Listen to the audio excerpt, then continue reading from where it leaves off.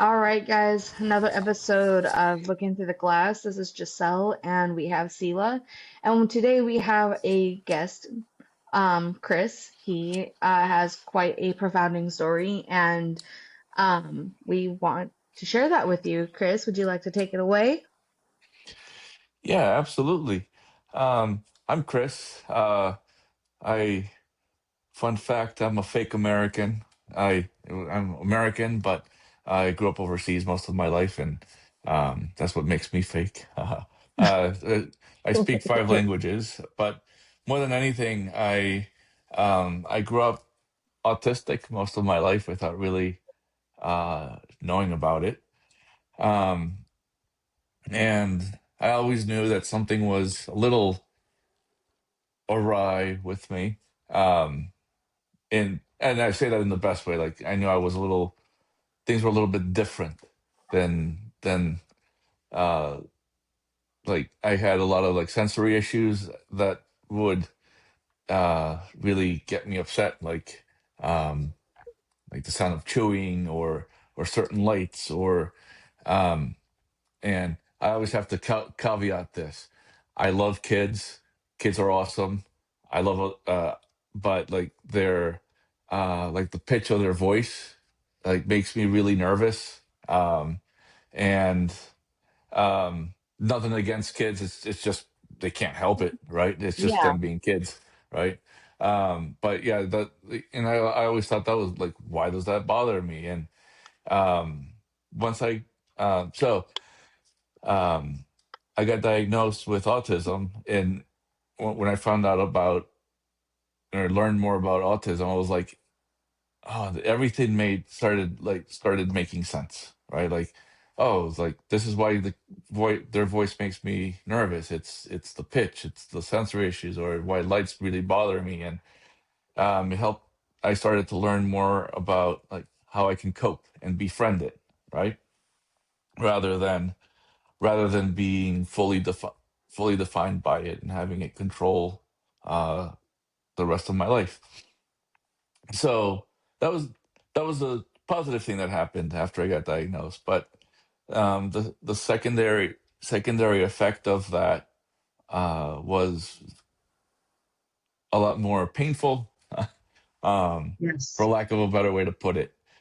Um, Almost Yeah. immediately after the diagnosis, my wife, my wife's mom started to say things like, "Well, it's unfortunate that you're autistic. You are an embarrassment to me and the family. You should you should really get divorced." And that was some of the nicest things she said. Uh, it it went to, you know, the world doesn't need any more autistic people, you included. So why don't you, um, kill yourself? Um, Yeah. and Wow. and what made it worse is my wife also was uh, had started, and initially it was I was kind of taken aback by it, like all of it, because what things weren't an issue before the piece of paper, the piece of paper being the diagnosis, right? Hmm. Um, like things were normal in the sense every couple fights, like nothing was an issue, or my so I was like, well, explain this to me. Like, it's just a diagnosis. It explains things, but other than that, I'm still the same kind of person that I had bought a house at 35. As soon as I bought my house, a few months later is when I got diagnosed. It's like I work and I drive a car, so like, why is this a problem? And eventually, when you hear Nothing this changed for except for the fact of the paper. That's the only thing that changed was there was a piece of paper now. It was the written, it was put in ink. That was the only thing that was changed, is what you're saying. yeah, the only thing that changed was the diagnosis, right? Yeah. And um, so I eventually got tired of like fighting and I started when you hear this like, and I wish I was joking when I said it was every day. This was said every day for 3 years, and it really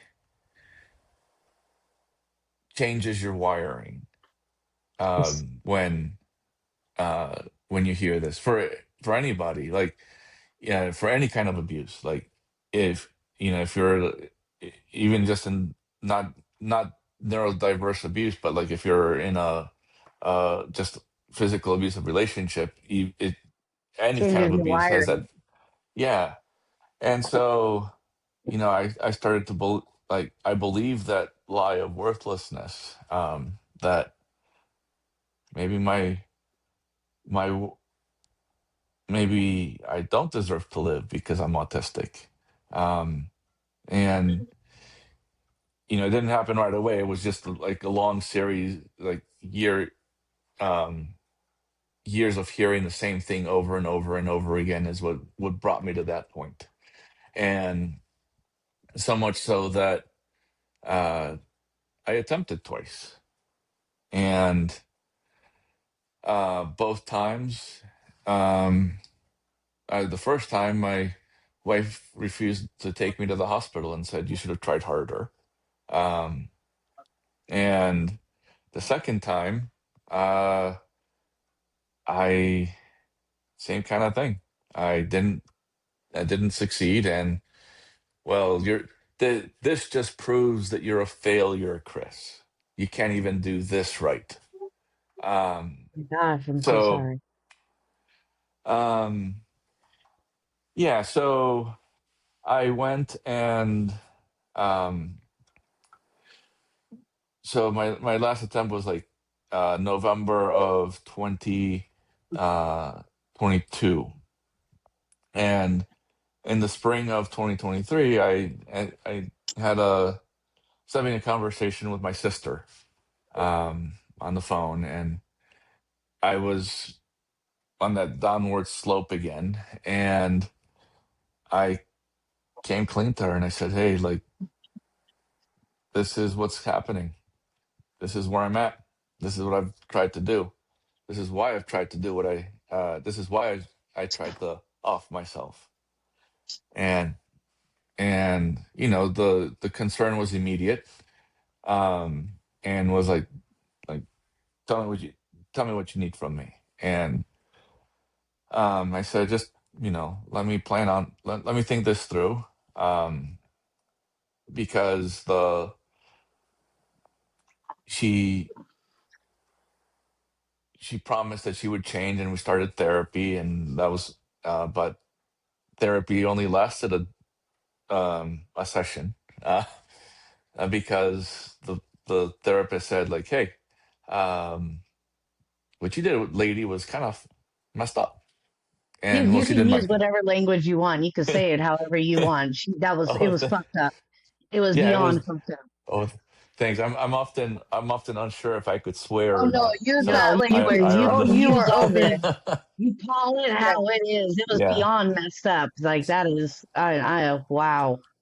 yeah. So the therapist was like, "This is fucked up, man." Like, yeah, and on top of like, um, so she was like, well, this is over. We're no longer doing therapy," and the abuse then intensified even more. Um, and so it was until September of 2024, um, where like I called my sister and I was like, "It's time." Like, and she was like, "Okay, pack a bag. Um, I'm coming to get you." She drove from Massachusetts to Maryland, where we were living, and got me. She picked up my dog too, and because that was like the only thing, one of the only things that was preventing me from getting care is like, where do I go that will allow me to bring my dog too? And Yeah. Um, That's a lot of the problem that you run into because you're in a narcissistic relationship, in a very abusive relationship, and the animal is the only thing that's holding you together, and the only to get out of that and not have your animal, your dog, is your best friend. Is yeah. Yeah, it's a lot of the times a lot of people are stuck because of having not wanting to leave the animals too. Yeah, and so yeah, so that was helpful of bringing my um just getting me out of that space. And it gave me enough of a distance to start the divorce process. And um, I got talked into giving her another chance. Like she kept, like, she wouldn't sign the divorce papers, and she kept delaying, and she kept calling and crying, saying like, "Oh, I'm so sorry. I didn't mean to do this to you. That I'm going to change." And um, eventually, I broke, and I was like, "All right, like you'll get your second chance, but this is what it's going to mean, right?" Um, it means like we're going to sell the house, and you're going to need to come to Massachusetts because my support system is here. Um, Hmm. and like you have 6 months, but in those 6 months, like you're gonna have to prove yourself. We're gonna have to go to therapy, and like you're gonna have to get a job before you come here because I'm not gonna support you. Uh, like, and by the way, like my family isn't gonna want to see you, right? At all. Yeah. So like you're gonna have to like this means like holidays. I'm gonna go see my family, and you're not coming. Um, Hmm. or you can just sign the fucking divorce papers, and we can be on our go on our merry way, right? No harm, no foul. Well, she chose to come, and we sold the house. We moved up. We ended up getting an apartment in Plymouth. Yay, America's hometown. And and yeah, so that was December of 2024, and uh, when we finally did that, and so like that's when the clock started, the 6 month clock. Um, You set one those morning, boundaries. yeah, um, and things were all right, if I'm honest. Like we, she got a job before she moved up here, um, and we were doing the therapy thing, um, and then on Valentine's Day of 2024, like or the like 2:30 in the morning kind of a thing, like the phone's buzzing, and her phone's buzzing, and I'm doing one of these in bed, like, hey, like, can you put your thing on do not disturb because it's waking me up? And like, oh, that's what I wanted to say, but her space of the bed was empty, so I rolled over and like, so I did the swipe up to put it on don't disturb, and in comes a text message from her mom, and like, oh, I can't wait to see you tomorrow. I've got the realtor's got couple condos lined up that and I'm excited to buy one with you. And I'm like, oh, the fuck, like, Right? um, so naturally I did what anyone would do is like, hey, what the fuck is this? Like you're going to Maryland, back to Maryland, and you're buying a condo with your mom. Yeah, I was gonna tell you. Okay, when? Because you're obviously leaving tomorrow. So when were you going to tell me that? Like, were you going to tell me when you bought the condo, or what? Well, you know what? Like, I hate it here, and we should like. I want the second chance, but I want to do it from Maryland. And I was like, no, no, no. Like, they're like, you agreed to this, right? Like, and so I was holding her feet to the fire, like, Yeah. no, like you As you go. should have. Yeah, like if you go, like it's over. Like there is no second chance. Hmm. Um, Well, she didn't like me standing up to her, and we were like at this time like migrated to the kitchen, and she picks up a knife from the knife holder and like hands it to me and says like, "You want to die, don't you? Like, why don't you finish what you failed to do twice in front of me, and I'll help you." And she like reached for my hand to try and guide me, uh, and I naturally dropped the knife, and like I immediately like called my sister after that, like, and my sister got on the Clue phone with number her one of and why I won't move back with you. hmm? Like confirmation number one of why you wouldn't move back with her. Like Yeah, Jesus. yeah. So my sister got on the phone with her and was like, I don't care where the fuck you go, but I don't care. Like you have 3 days to get your anything you want out of the apartment, and you just go.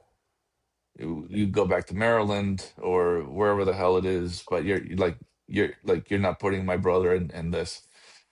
Thank God. Um, yeah, and um, so she packed up her stuff, and right like on her last day, she filed for divorce. I also got served with the and like she told me like, oh, it's because your autism is exhausting, and like made me the problem again, and I just lost it, right? um and so I ended up getting a I made the decision uh to go into a hospital to get because like I just didn't know what to do, like Of um course. and I knew I knew I didn't want to die, um but I didn't have any tools to keep me here. So like I went, and thank God I did, because it put a few things on perspective for me. One, um, one was that I met a lady, an older woman. She was in her 60s, um, who lost her son, and like 3 days before we were having this conversation, and told me like her son just passed away in a car accident, and like you can't imagine a life without him. And I was like, God damn, that's this could easily be my mom. Like my mom loves me this much, so Mhm. if I did this, like this is where she's gonna end up. um Exactly.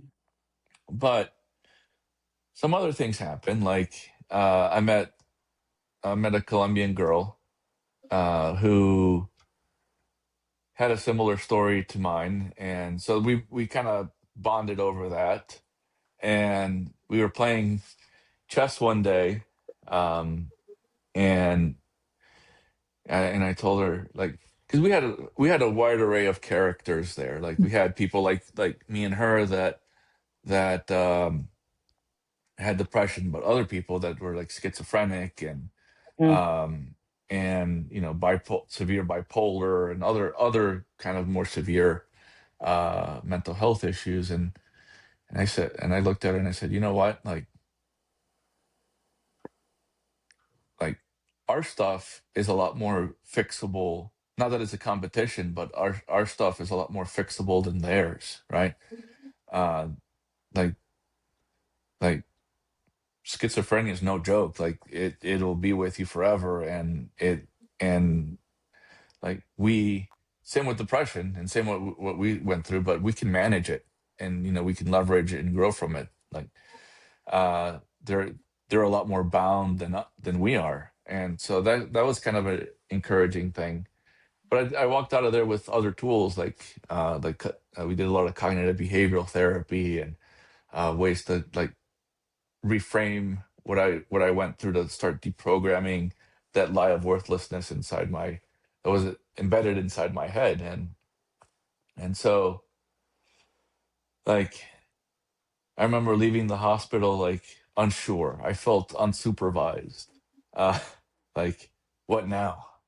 Hmm. Um and so I I ended up doing like an intense outpatient therapy program and for a couple of weeks, and that was that was a really good foundation too to get me started on my journey. But it's that's the thing about getting these kinds of mental health services. They're really helpful in giving you the tools, but what I wish they would have told me was that it's not a neat packaged deal, right? Like they say, like if you do this, this, this, and this, you're gonna be great, and they make it sound so easy. And I mean, it's true. Like if you put the work in, you are going to be better. That part I don't disagree with. But they make it sound so linear. Like Which is so and not, it is very up and down, and especially when you're deprogramming that kind of abuse, it is the furthest from linear that you can get. yeah, and what I wasn't prepared for either was like it made it like there is no timeline for getting better, right? And like I wish I would have known that more sooner, where like it could take years or it could take a month, or like I'm still like uh I am almost 2 years out of this, right? It'll be two years in April, May, that I finished treatment and stuff. And like I'm still like growing. And I'm laughing because 2 years in April is my clean date. oh yeah. Yeah. So I was just kind of giggling like yeah, 2 years in April is my clean date.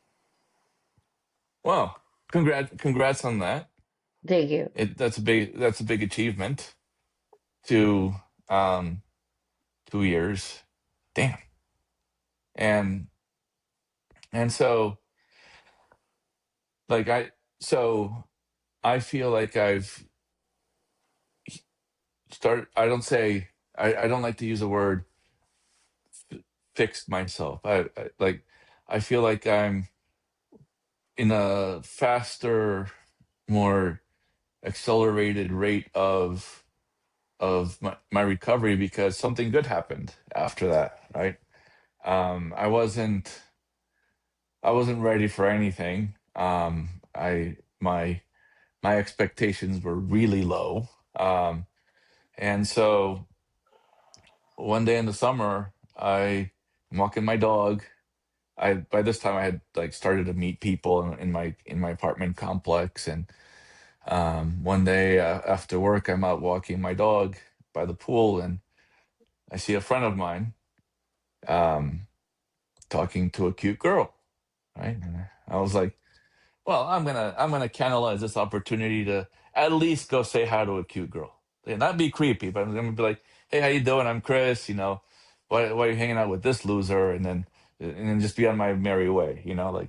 Um, and get a chuckle here or there, right? And um, it ended up like when I introduced myself and like I was like, what are you guys up to? And um, she was like, leaving in 10 minutes. And what are you up to? And I was like, I'm just gonna walk my dog and probably go watch some TV. And that conversation lasted 4 hours, like almost 4 hours of um and next thing you know, like we're making plans to do like the 4th of July was a few days away, and like you wanna come to my 4th of July party? Oh yeah.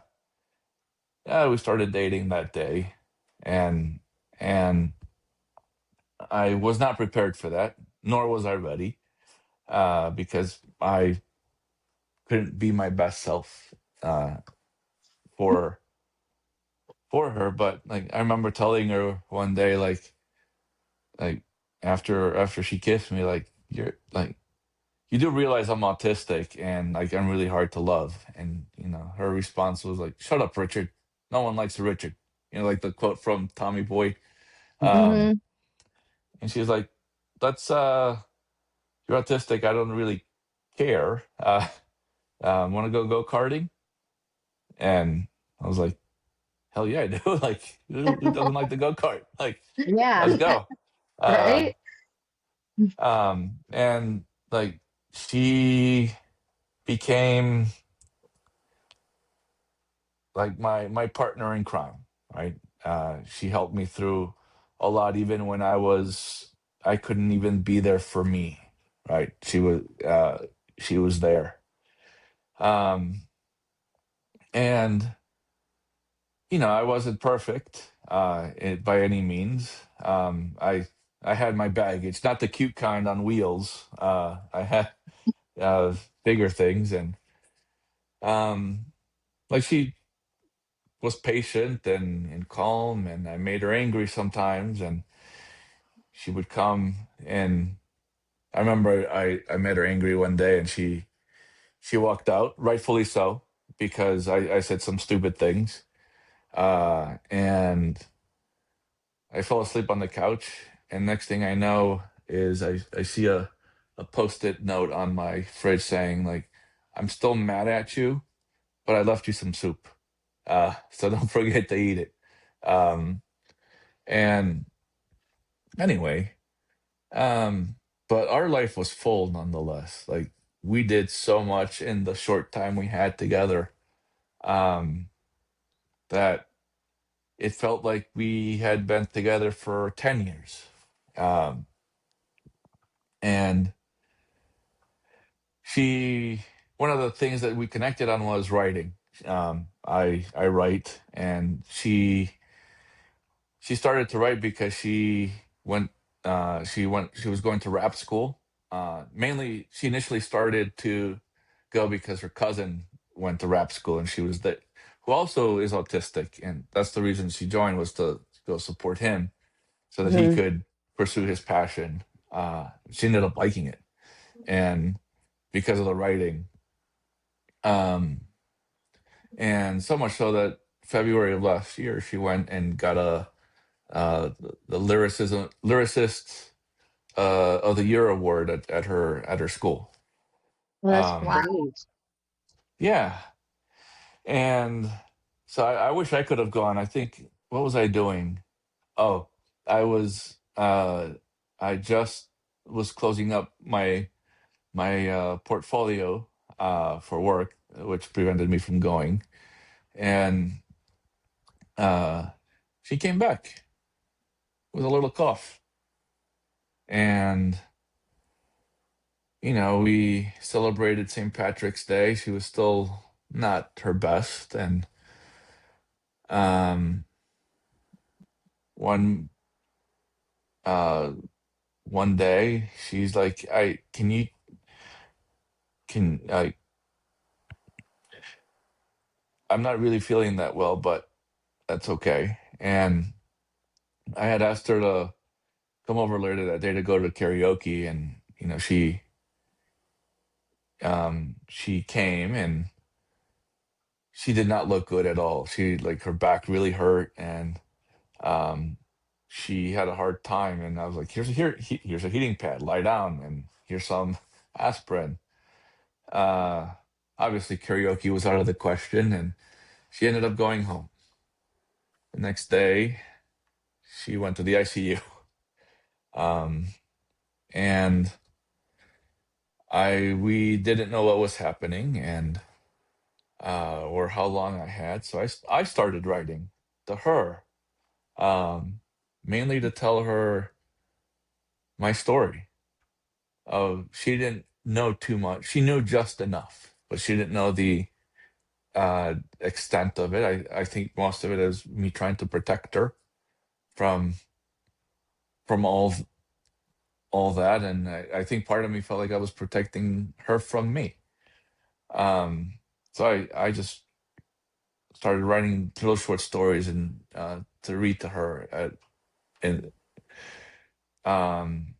it wasn't until I got to her chapter where or her short story where as soon as I finished the draft, I got a text from her mom saying that they had to pull the plug on her.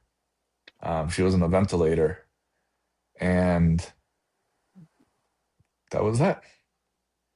Um, and it and the next day, I got word that Donald Trump shut down my entire department, and I lost my job the next day.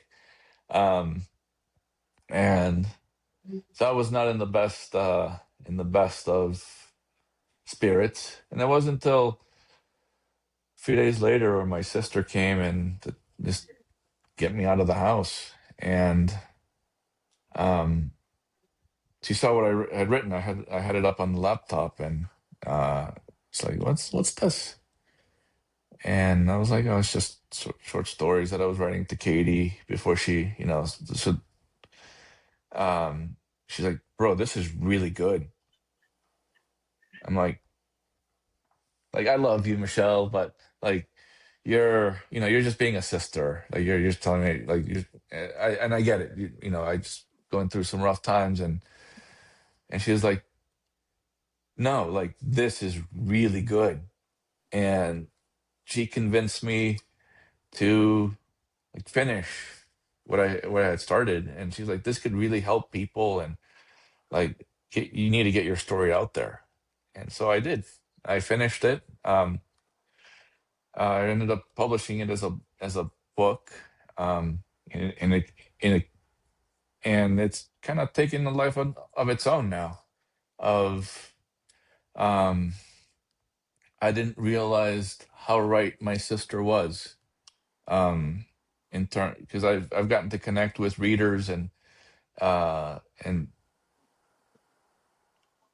in December, for instance, I was pre-signing some books at the coffee shop where I wrote it, and these 20-year-olds, I call them kids because I'm in my 40s, and anyone below the age of 30 is just kids to me. Yeah, yeah, Uh, I understand. um, it keeps things formal.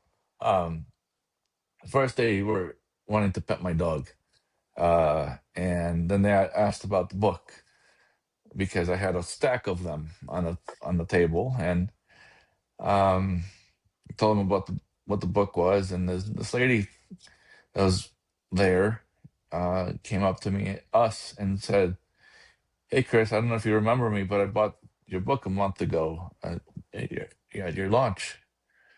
And I was like, "Oh, thanks." Like, like I'm so like, how'd you like it? Like, and I was like, "You can be honest. If it was shit, like, you can tell me."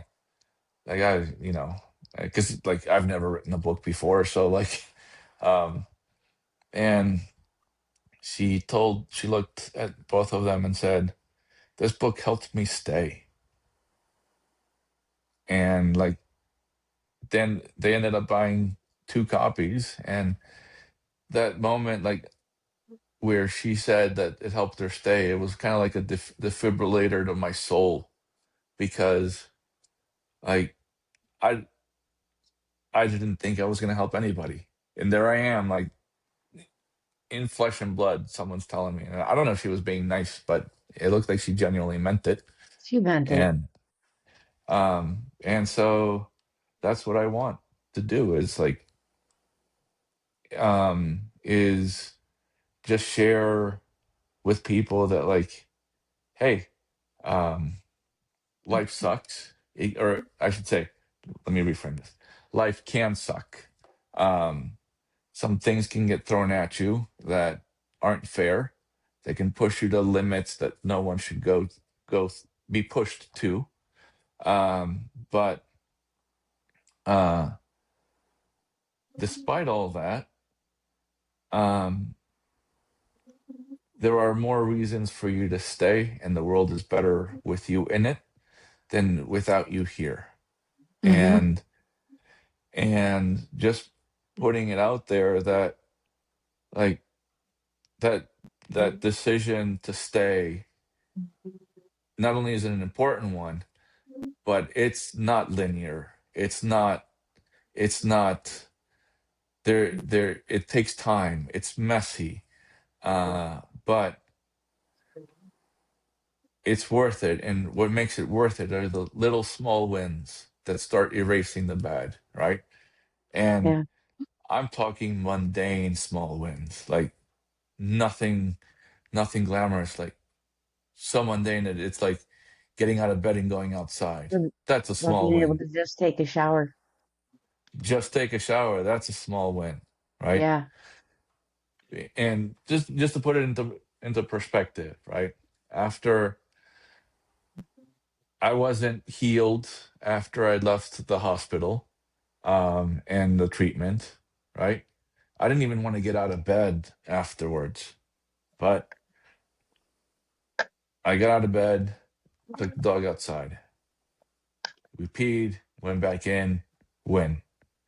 Well, that started leading to her walking around the complex and people saying, "Oh, can I say hi to your dog?" And yeah, and then conversations start, and then it's like, then you start seeing the same people like over and over again, and you start making friends, and then you want to come hang out, and well, yeah, and next thing I Community. know, and then I met Katie. It's like it started with a small win, Yeah. um, and that's it's that quest of and series of small wins that will end up helping you stay.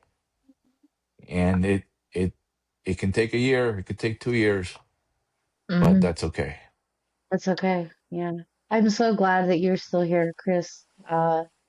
I think that your story and thank you for sharing, um please whoa, my voice just went crazy. Please tell us the name of so our listeners, the name of your book, where they can get it. I know people that there's listeners that I guarantee are going to want to read your book. Yes. I guarantee. Yeah, so it's called Now That I'm Still Here. Um, you can find it anywhere books are sold, um, or on my website, chriscarrazas.com. And more importantly, too, is I have a Substack that's meant to be a kind of a addition to the book. I wrote it very much like healing is meant to be. It is very fractured. So one moment you're here, one moment you're over here, because that's the way memory works, and that's the way healing is. You can be physically present in one space at one moment, but then something happens and your mind goes back to something else, and like a Yes. past trauma, and uh, and so that Substack is meant to like put uh, and most people don't think that way in different in a nonlinear way. So that Substack puts that thread in the storyline, and I talk about um, other issues like grief and loss, and autism, Hmm. or being someone like me who grew up overseas most of their life, and how that affects identity and the way of thinking, and um, so yeah, um, that's where I'm most active. But I try to be active on Facebook too. If people Because people still do that thing, Facebook. Yeah, Yeah. yeah, we have ours. Yeah. I will say that one, thank you for being so strong enough to talk about your story and share what you've been through, because and I just want to point out that it's so I know that men's mental health is a very big thing that we like to discuss because it matters a lot, and it seems to be just overstepped. Nobody really thinks about it, nobody talks about it nearly as much as it should be talked about. And that's something that hits deep because I have a husband that it matters. I want him to be able to talk about things. Yeah, and there's a stigma around it, right? Like Hmm. for first and foremost, you're a man and you're not supposed to be It's depressed, and if you are, like, keep your mouth shut, right? Hmm. Um, and and so there is that component, and I wish we could find a way to destigmatize that Well, that's what as a we're here for. society. that's what we're Um, doing our best to do. yeah, and like secondly, like usually, and not statistically, but usually it's women who are more vocal about their abuse journey as Yes, than men are. Hmm. And absolutely.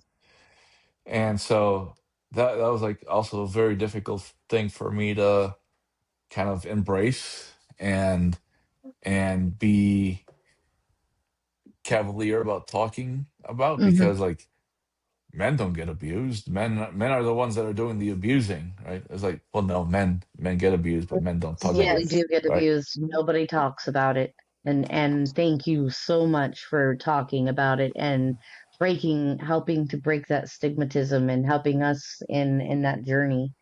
That is, it is so needed. So, so needed. Yeah, and and we need to have people like it. It's a kind of like a team effort, like um, in the sense of like, okay, yes, I wrote a book, but then there are people like you guys that hold a platform for others to tell their stories and for these stories to be heard. So I really much appreciate the platform you guys are creating, and those similar to you guys that have platforms that are making normalizing these conversations more and more. Well, thank you for that. Building the us building the community, like we have, and joining the community, it's a really amazing thing to do, and because we know of other men who have faced, the traumas and voicing A out. very similar situation in marriage. As a matter of fact, even we know Yeah, somebody, we know people that have had very similar abuse situations with their wife and stuff. So yeah, but Yeah, and it's amazing. I'm just glad to see it starting to come out more and more. it needs to come out. Um, but what makes me hopeful is I I think part of it is a generational thing. Um, uh, absolutely. because what was it like the other day? In all seriousness, this I was where was I? I was at I think it must have been Target or something. Like there was a young boy talking talking to his mom, saying like I really need to take a mental health day. Like this is like really affecting me, and like what I don't know how old this kid was, but like, he looked like he was definitely like under 16, and he's like talking about this, and so that and it's not an isolated case. You hear about it more from the younger generation. How it's more normalized, and that is I allow that my is really kids to have helpful. mental health days from school and from and everything because we don't understand what's going on in school. Like that's a whole nother world that they are having to navigate. So I give my kids mental health days. Yeah, and that is yeah, it's helpful to have, and yeah, I think what often goes understated is is uh the impact that we like.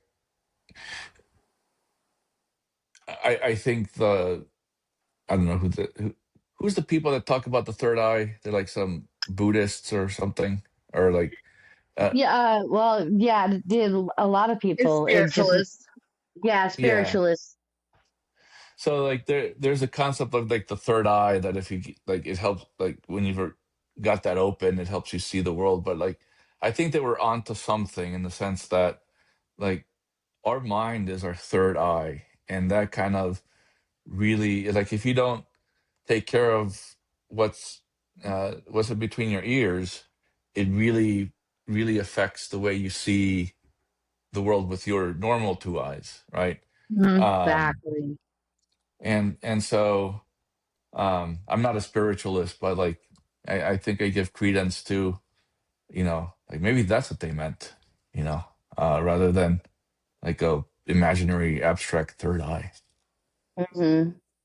Well, yeah, Well, yeah. but either way, you have it is a very important, like, yeah, no, we need to take care of what's, between, sorry for that. That's my neighbor. You have to take care of what's between the ears because that's running everything. Hmm. Yeah, and so it's one of the messages that like I want to give out. Like you're not alone. Like even though it feels lonely, right? Yeah, Um, it does, doesn't it? Isn't it so it, weird how lonely it feels? Like that's the one part that really has gotten me, and I know with Giselle too. Like the healing part and stuff, it's felt very, very lonely at times, like just overwhelmingly lonely at times for me. Mm-hmm. yeah, and it is extremely, or it can be extremely lonely. I think what's more so in the summertime than now, but um, one of the things that's really helped me was building finding a sense of community, right? And one of the um, one of the communities I found was pickleball, right? And Pickleball, yeah. yeah, which was my sister's idea. My initial reaction was uh, like the fuck, like a wiffle ball and a paddle's gonna help me? Like I just went through years of psychological abuse. How the hell is this gonna fucking help? Um, and and uh, and so like I started, but so the reason why I started was out of boredom, right? And I was finished with work quite early, like 2:30, and I was waiting for Katie because we were gonna go do something, and she was still working till 5. So I was like, fucking fine, I'm gonna go play pickleball. So I went to the court, and I was like, actually, this is quite fun. And That's not so bad. yeah, and that crew became an unsuspecting lifeline for me, like in terms of being friends. And um, I ended up also making other connections, like um, uh, working with the Association for Suicide Prevention, and attending their support groups, um, and that's helpful because you can't do it alone, right? Yeah. And as lonely as it feels, it's start looking outside of yourself for that kind of help. Start reaching out. That I think that's why you feel so lonely is because you're meant. We're supposed to reach out. We're supposed to find those in our community and confide. We're not supposed to keep it all locked inside. We're supposed to get it all out there because the more you lock it inside, the more you're just pushing things over on top of it, and then sooner or later, bad things happen from that. Yeah, and like, and by reaching out, it doesn't mean that you have to like reach out and talk about your shit all the time, right? That's gonna get exhausting for Hmm. you and your listener, right? Hmm. And by and so like you can reach out to go do fun things. Like make that a go do something, like go call a friend and do something that'll take your mind off of everything that is going on around you, and you sometimes need that break. And and so um so yeah, it reaching out has a spectrum of what it can look like, and it, but I do hope that eventually, like in your quest of reaching out, you do reach out to someone you can also talk to about your shit, right? Be it a therapist, be it and there's nothing wrong with therapy, I or mean, just a friend, absolutely. or someone who you can lean on. Someone who's not going to just sit there and tell you what you want to hear either. Someone's going to tell you the truth, what you really need to see, uh, okay, hey, look, this is what's going on. Or, you definitely need somebody that's just not a yes man. Exactly. Yeah, you definitely need a one of those people, right? Hmm. Hopefully the people around you aren't afraid to tell you what you need to hear, but um within reason too, like with a little bit of grace. uh Yes, Yes, of yeah. course. absolutely. With a little bit of grace. You can't be assuming about it. Yeah. Well, But thank, go ahead, yourself. Chris, thank you again. I'm so glad that you're here. You are making a difference. You are impacting. And where can we get that book? If us or our listeners would like to get a hold of that book. Oh, it's uh anywhere books are sold. um and on my website, chriscarrazas.com. All right. To all our listeners, if you are seeking to speak your story, if you are seeking to share, stay anonymous and share your story, or if you have something that you would like to talk about, or even the subject that we've talked about, you can reach us on our email, one two lookin through thru 34theglass@gmail.com. You can also find us on Facebook, looking through the glass, and TikTok as well. Anybody, Mom, would you like to add anything? I think it is. Thank you for listening. And thank you, Chris, for sharing. Yeah. I really, I'm one of those people that believe that we're here because I'm a survivor myself. So, we're here purposefully with purpose and on purpose. Yeah, and thank you for staying too, and thank you Yeah. for having me. All right. Thank you guys once again for looking into the glass, guys.